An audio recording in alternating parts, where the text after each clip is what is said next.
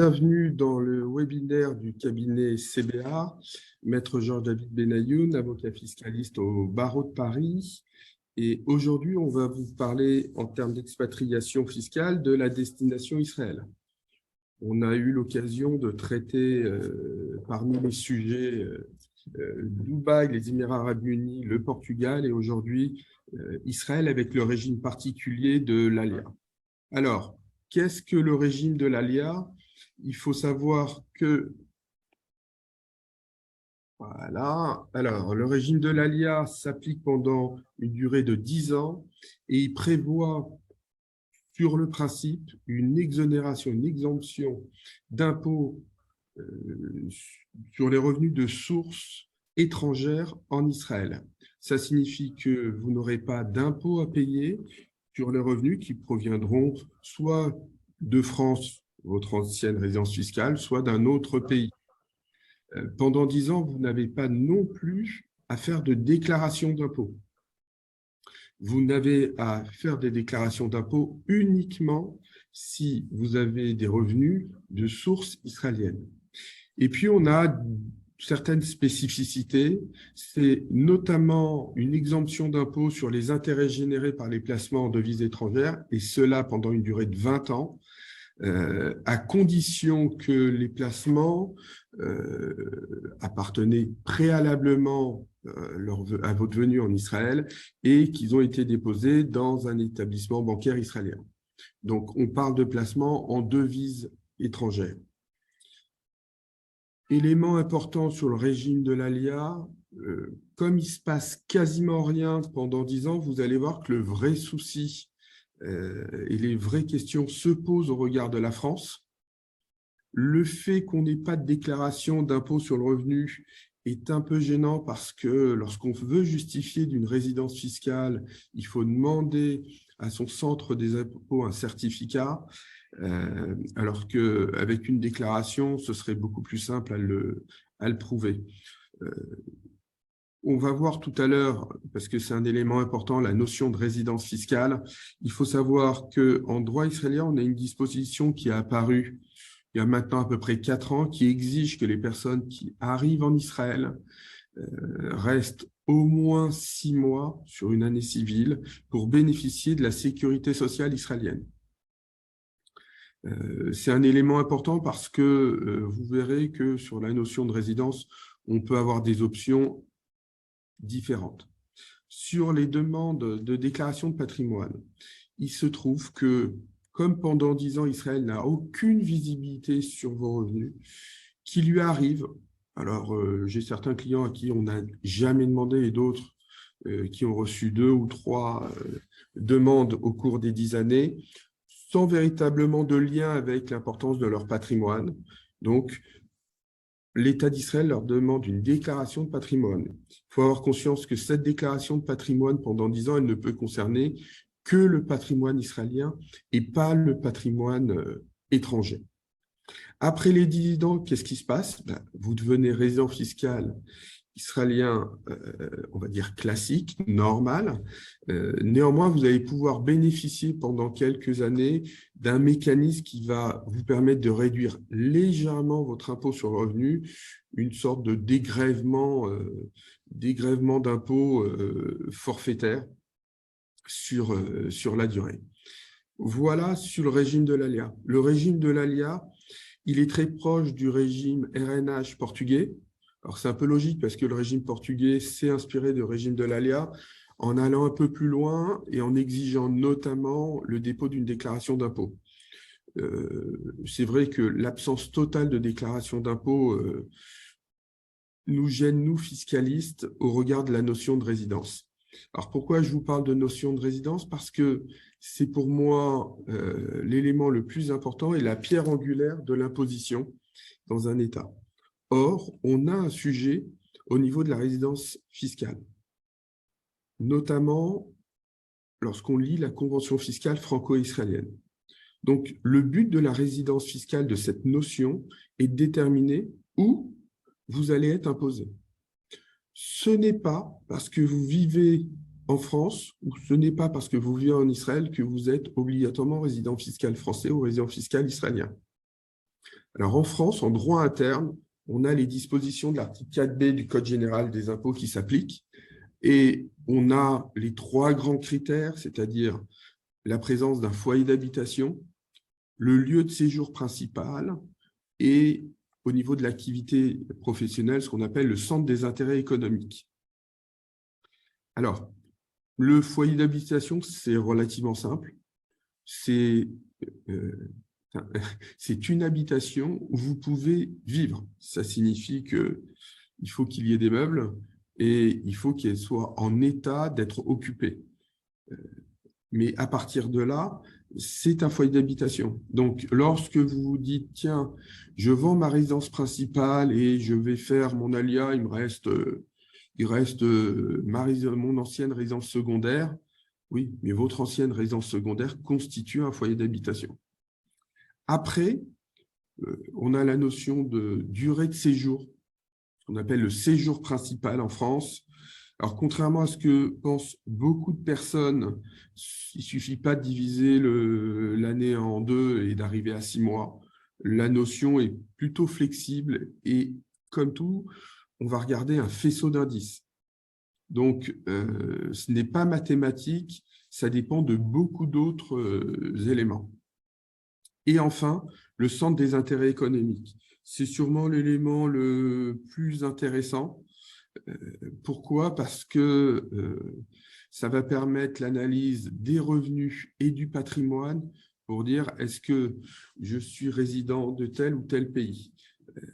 Donc, lorsqu'on nous parle d'une expatriation fiscale, on explique qu'il est incohérent pour nous de conserver des placements importants en France parce que ça fait partie des critères du centre des intérêts économiques. Ce qui se passe, c'est qu'on a normalement l'application de la convention fiscale. La convention fiscale, vous voyez l'article ici, notamment le 4.2, reprend ces thèmes, puisqu'on parle de foyer d'habitation permanent, des intérêts vitaux, du séjour de façon habituelle et de la nationalité. Alors, la nationalité a peu d'importance parce que généralement, les critères utilisés auparavant suffisent pour déterminer la résidence fiscale. Non, la vraie problématique, c'est que pour appliquer la convention fiscale, il faut être résident du pays. Et l'article 4.1 que j'ai reproduit sous ce slide, tout au bas de ce slide, explique que pour être résident du pays, il faut être imposé sur ses revenus mondiaux.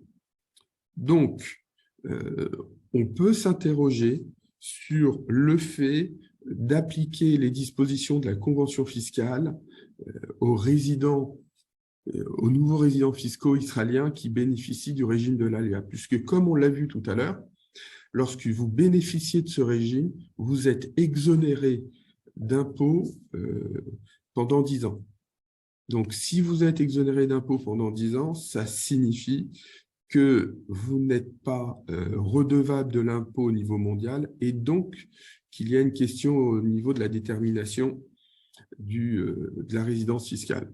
Alors, il existe un certain nombre de moyens pour contrecarrer ce sujet, mais ici, l'objectif, c'est plutôt de vous alerter ou de présenter les éléments importants qui rentrent en considération lorsqu'on souhaite faire son aléa. Donc, comme je vous ai expliqué, lorsqu'on fait son aléa, on a un sujet israélien relativement facile à gérer, qui est la non-imposition, et puis on a un régime français un peu plus compliqué à gérer. Qu'est-ce qui se passe en France? Le principe, c'est que vous allez être imposé que sur les revenus de source française.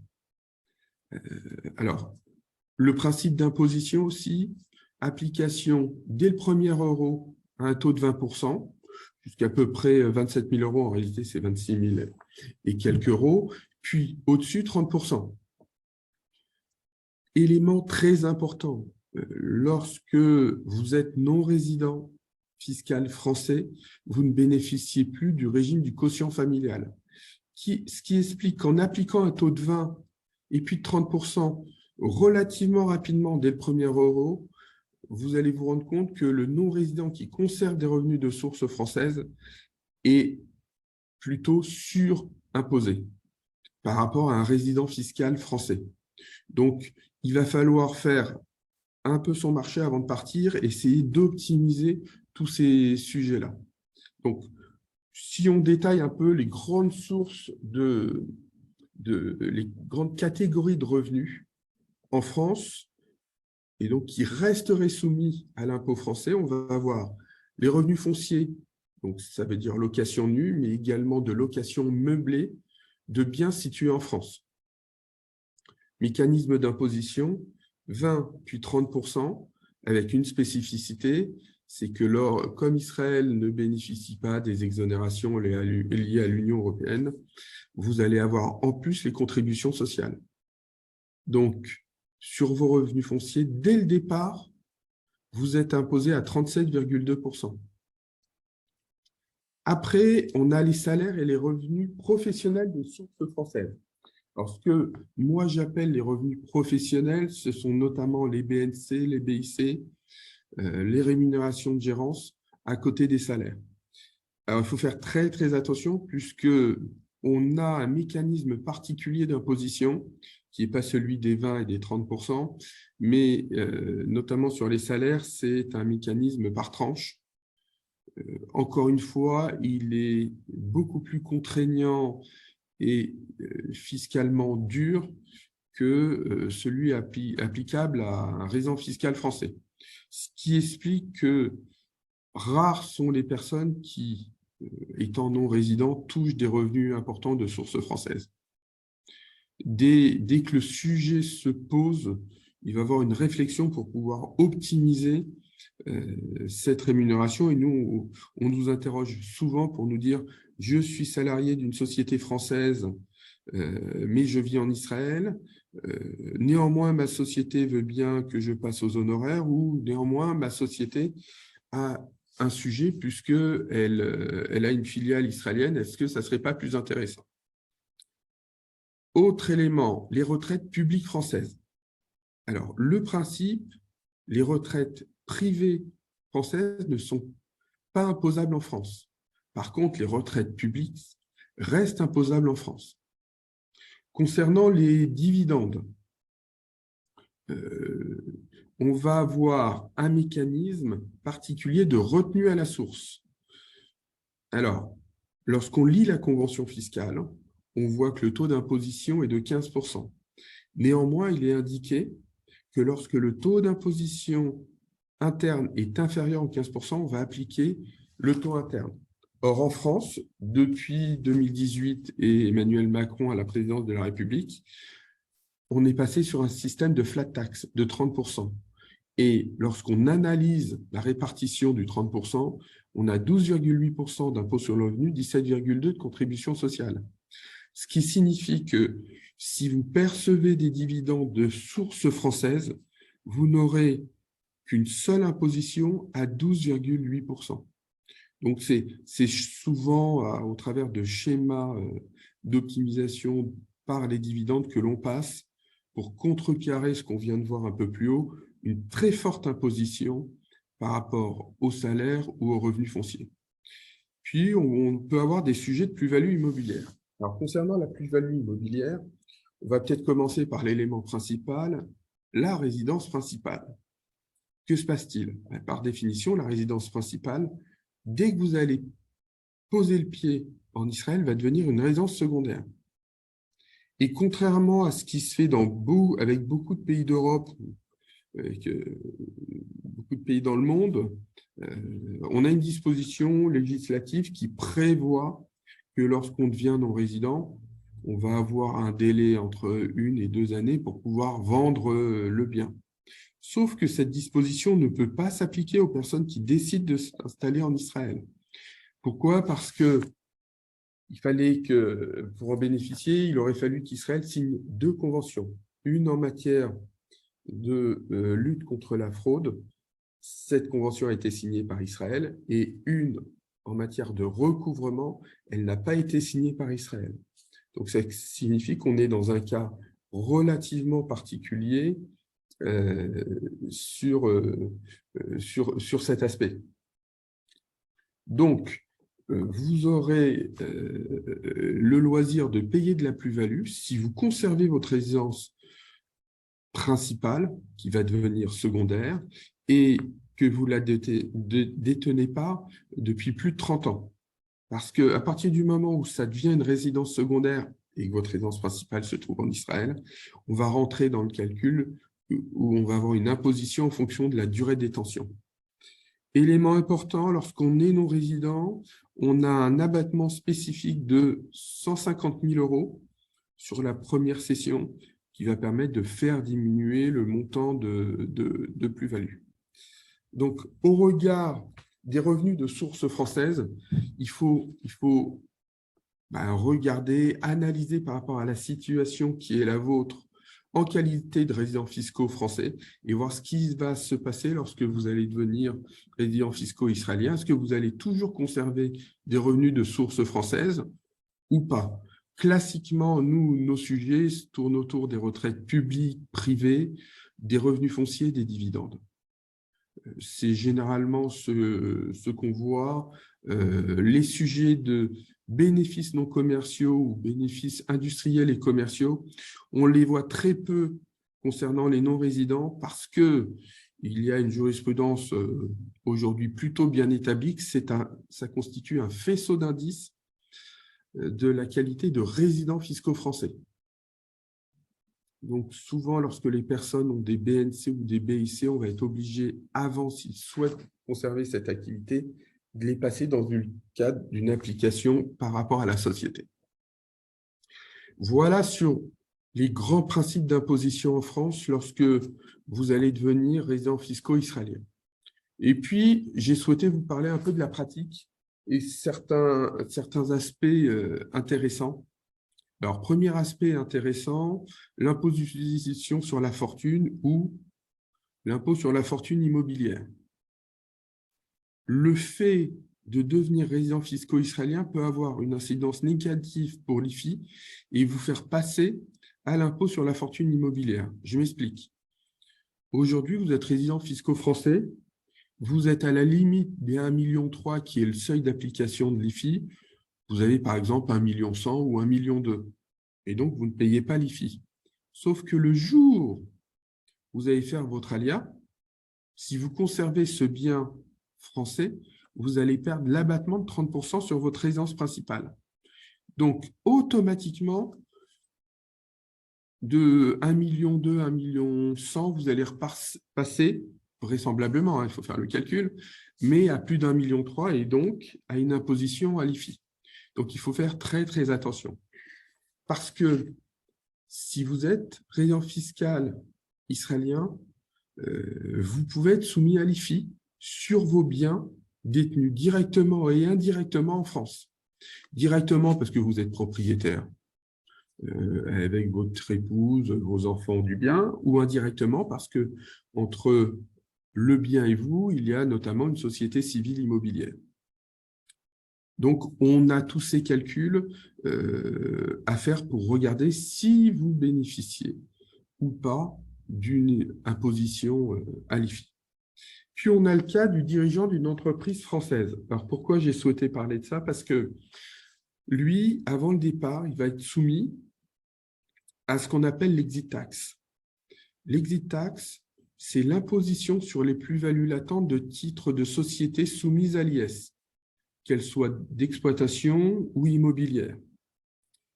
Donc, il va falloir évaluer les plus-values latentes, ça veut dire la plus-value que vous avez faite de manière virtuelle, puisque vous n'avez pas vendu, entre la valeur des titres au moment où vous partez, où vous faites votre alia, et la valeur d'origine des titres que vous avez acquéris ou souscrits. Donc, par exemple, si vous avez une société à 50 000 € de capital et que le jour où vous partez, votre société est évaluée à 450 000 €, votre plus-value latente, ce sera 450 000 moins 50 000, soit 100 000 €. Et il faudra donc calculer le montant de la plus-value. Si on est sur les 400 000 € du bien que vous donnez, on aura une imposition de 30 ou 34% si vous avez la contribution sur les hauts revenus.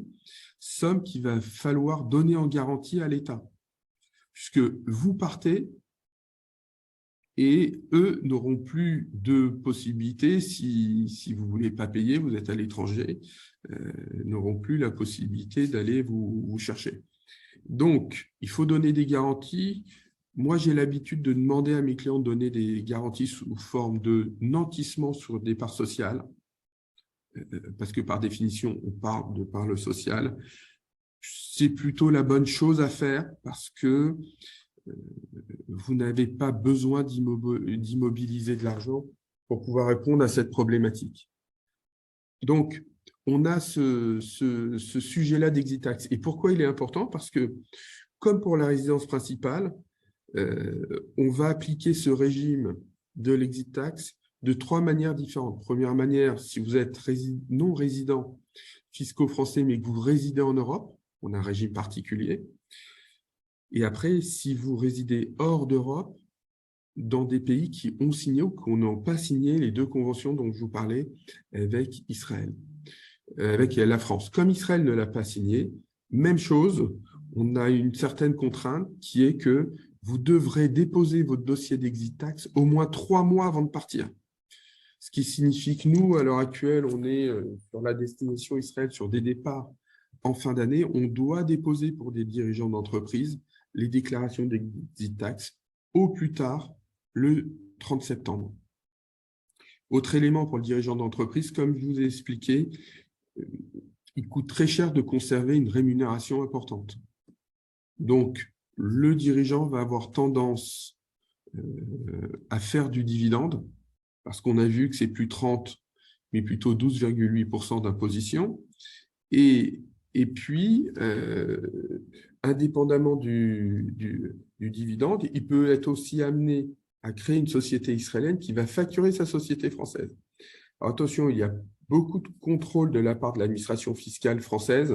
Il est important de dire que lorsque vous êtes dirigeant de la société française, quand vous allez facturer cette société française à partir d'Israël, il faut que ce soit au regard de prestations techniques. Vous ne pouvez pas facturer des rémunérations de dirigeants puisque vous les avez par ailleurs. Donc, il faut bien penser que vous allez avoir une mission au travers de la société israélienne qui sera une mission uniquement technique. Les autres aspects du départ de France, c'est la suppression du pass pour les retraités qui est relativement problématique parce que, on l'a vu, vous êtes retraité, vous avez une retraite privée. Le fait de faire votre alia, de bénéficier du régime de l'AEM et tout simplement de quitter la France pour aller en Israël va impliquer que les caisses de retraite cessent de vous prélever l'impôt. Or, pour qu'elles cessent de prélever l'impôt, il va falloir que vous démontriez à chacune d'elles que vous êtes résident fiscaux israélien. Ce qui est souvent un long parcours du combattant, les caisses de retraite n'ayant pas un grand répondant. Autre élément pratique, l'année au titre du départ de France, vous allez devoir souscrire 2 déclarations d'impôt sur le revenu. Alors, je m'explique. On va prendre l'exemple où vous partez le 30 septembre 2022. Donc, vous aurez en 2023, au mois de juin, à déclarer vos revenus de 2023. Il faudra le faire de manière très particulière et spécifique. C'est-à-dire que de la période du 1er janvier jusqu'au 30 septembre, ce sera une déclaration fiscale française classique, la 2042, où vous allez indiquer votre adresse, vos réductions d'impôts, vos déductions d'impôts, les sommes imposables. Et puis, par exemple, si vous détenez déjà un compte à l'étranger, l'existence de ce compte bancaire ou des revenus de source étrangère. Ça concerne la période du 1er janvier au 30 septembre. Sur la période du 1er octobre au 31 décembre, vous êtes résident fiscaux israélien. Donc, vous ne serez imposé dans cette déclaration que sur les revenus de source française. Donc, et puis en nettoyant, ça veut dire que si vous n'avez que des revenus de retraite, sur la deuxième déclaration, vous mettrez 0 puisque les retraites privées ne sont pas imposables en France. Et puis, ainsi de suite, pour déterminer une vraie déclaration d'impôt. Donc, on est vraiment sur une déclaration bâtarde, hein, puisque la deuxième déclaration, qui s'appelle la 2042 NR comme non-résident, elle est utilisée l'année de votre départ de France et l'année de votre retour en France. Autre élément, le régime de sécurité sociale, je voulais vous en parler rapidement avant de terminer. Lorsqu'on est salarié, on ne bénéficie plus, et même si on est salarié fiscal français, on ne bénéficie plus de la sécurité sociale française. Donc, il faut soit vous couvrir par la sécurité sociale israélienne, soit rajouter ce qu'on appelle la CFE, la Caisse des Français de l'étranger, qui est une sécurité sociale privée, qui n'est pas terriblement chère, mais bon, qui a son coût et qui a donc un intérêt. Sachant que si vous êtes à la retraite, vous aurez obligatoirement le bénéfice de la sécurité sociale si vous avez cotisé au moins 15 ans en France. Voilà, et puis dernier point qui n'est pas un point fiscal, mais qui est un point extrêmement important, notamment après lorsque l'on gère des successions, c'est pour moi la nécessité de signer un testament. J'insiste beaucoup auprès de mes clients sur cette volonté parce que c'est quoi l'ALIA? C'est tout simplement la volonté d'aller vivre dans un pays, Israël, et d'y rester. Donc, ça va devenir votre lieu de séjour principal. Or, votre lieu de séjour principal, il est en Israël avec un régime civil matrimonial différent du régime français. Donc, vous avez tout intérêt à l'adapter. Alors, il y a une réflexion à avoir parce que est-ce que vos enfants sont résidents fiscaux français? Est-ce qu'ils sont résidents fiscaux israéliens? Est-ce qu'ils sont résidents fiscaux d'autres pays? Donc, voilà. Sachant qu'on a quand même des différences très importantes entre le régime matrimonial français, puisque en France, lorsqu'on a une succession, ou même lorsqu'on fait des donations, on ne peut pas déshériter un enfant sous réserve de ce qu'on appelle la quotité disponible qu'on peut affecter à n'importe qui. En Israël, vous donnez ce que vous voulez à qui vous voulez. Et donc, vous pouvez tout à fait décider de ne pas donner d'argent à un des enfants. Alors, il faut faire très attention sur ces testaments. Le testament, on le fait après l'arrivée en Israël. Si vous le faites avant, pour moi, elle est nulle et non avenue. Et puis surtout, il faut signer ce testament en français et le faire traduire en hébreu si vous ne maîtrisez pas l'hébreu. Parce que sinon, ce sera un motif de nullité du testament que pourrait invoquer un de vos ayants droit. Donc voilà, je vous ai présenté les éléments importants de l'ALIA, du mécanisme de l'imposition en France. Je vois qu'il y a un certain nombre de questions, donc je vais y répondre. Bon, on a une remarque, quelqu'un qui nous dit que l'IFI à 1,3 million, ce n'est pas la mer à boire, mais quand on le paye, c'est un peu plus important, surtout qu'il faut quand même considérer que l'impôt sur la fortune est dû si votre patrimoine dépasse 1,3 million, mais que le calcul de l'impôt se fait à partir de 800 000 euros. Voilà. Alors, il y a un élément, on me dit, est-ce que ma résidence principale en location sera toujours considérée comme un foyer d'habitation? Ben non, parce qu'un foyer d'habitation, il faut en avoir la libre disposition.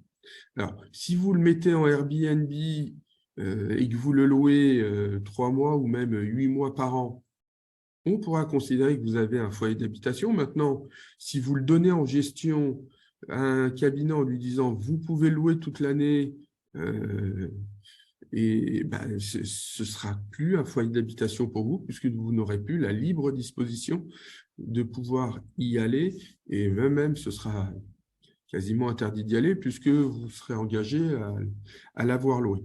Donc, effectivement, il faut regarder ces éléments-là. Alors, on a une autre question d'Ilan qui est intéressante, qui nous demande, n'y a-t-il pas la possibilité de déposer une déclaration fiscale en Israël en précisant que les revenus de France en tant que revenus exonérés afin d'avoir une déclaration? Ben non, ce n'est pas possible parce que vous ne rentrez pas dans les cases. Donc, ça, c'est ce qui va se passer lorsque vous aurez dépassé les 10 ans, parce que le mécanisme avec Israël sur les 10 ans, c'est un peu ce qu'on voit, par exemple, sur les résidents fiscaux français qui ont des biens en Israël et qui les donnent en location. Il faut savoir que si vous avez un bien et vous le donnez en Israël, il faut déclarer ses revenus fonciers en France. D'abord, il vous faut payer en Israël le taux de 10% sur les revenus fonciers. Et puis, en Israël, en France, déclarer la totalité de la somme, déduction faite de l'impôt israélien et vous serez donc imposable en France sur les contributions sociales de 17,2% parce qu'ils ne sont pas visés par la Convention et donc on considère que la France a le droit de les imposer. Voilà sur ces éléments-là.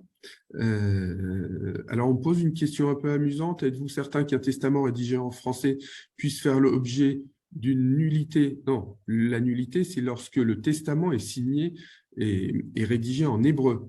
Parce que moi, je récupère beaucoup de testaments en hébreu qu'on traduit en français. Or, le mécanisme, et on a des décisions de la Cour de cassation, parce que si un jour vous avez un problème, ce ne sera pas la législation israélienne qui sera saisie, ce sera la législation, les tribunaux français, où un enfant dira « mais j'ai été spolié, je considère que le testament n'a pas de valeur ». Et je vous le dis d'autant plus qu'on a une décision qui doit dater de, je crois, à peine un mois et demi, de la Cour de cassation qui a annulé des testaments en langue étrangère en indiquant la personne, le français, ne parlait pas cette langue, donc on ne peut pas l'opposer et on revient à l'application du droit français. Donc voilà. Pour tous les autres éléments ou questions, n'hésitez pas à nous contacter. Nous avons l'habitude d'assister sur des départs de France vers de nombreuses destinations. Je crois qu'on doit avoir des clients d'à peu près aujourd'hui une trentaine de pays différents. Ça va du Brésil à la Thaïlande en passant par la Chine, Hong Kong, Singapour, l'Espagne, Israël, la Suisse, la Belgique, etc., etc. Donc, voilà, il faut comprendre une chose, c'est que ce n'est pas un acte anodin de partir, parce que souvent, c'est le fruit d'une réflexion importante, mais fiscalement aussi, ce n'est pas neutre. Et pour terminer, je vous raconterai juste une petite anecdote. Tous les ans, on doit avoir à peu près 2 ou 3 dossiers de personnes qui vivent à l'étranger, alors souvent en Europe, et qui nous disent bah, « je ne comprends pas, je suis résident fiscal espagnol ». C'était notamment le cas de la dernière personne qui nous a contactés, et je vois que le fisc espagnol m'a saisi une somme sur mon compte bancaire à la demande du fisc français. Ben oui, dans la mesure où la France signe, alors pas avec Israël, mais avec un certain nombre de pays, des conventions en matière de recouvrement. Si vous partez et vous ne payez pas l'impôt de la dernière année, dites-vous bien que la France ne va pas vous oublier. D'abord, ils vont évaluer forfaitairement votre impôt, ce qui est souvent très gênant parce qu'ils ne tiennent compte que des plus, mais pas des moins, puisqu'ils n'ont pas obligatoirement les informations.